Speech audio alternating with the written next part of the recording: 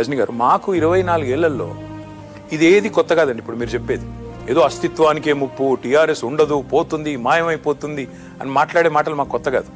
2001లో party KCR గారు పెట్టినాడు, మకలో పుట్టింది పుబ్బలో పోతుంది అనే డైలాగు ఆ రోజు విన్నాం. 2004 తర్వాత కేసీఆర్ గారు యూపీని వదిలిపెట్టిన తర్వాత 2006లో వీళ్ళకి అస్తిత్వం ఉండదని మాట్లాడిన మాటలు ఆ రోజు విన్నాం.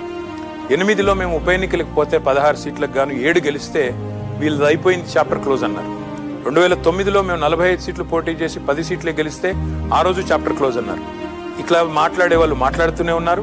ఆ రోజు నుంచి ఈ రోజు వరకు చూసుకుంటే 15 నెలల్లో ఉద్యమ పార్టీగా సక్సెస్ అయ్యాం, తెలంగాణ తెచ్చాం. ప్రభుత్వంగా సక్సెస్ అయ్యాం, 2 సార్లు గవర్నమెంట్లోకి వచ్చాం. Remember, KCR is the longest serving chief minister in Telugu states. Entire 56 ఏళ్లలో longest serving chief minister continuous గా కేసీఆర్ గారు. కాబట్టి ఉద్యమ పార్టీగా సక్సెస్ అయ్యాం, ప్రభుత్వంగా సక్సెస్ అయ్యాం, తెలంగాణ నెంబర్ 1గా నిలబెట్టాం.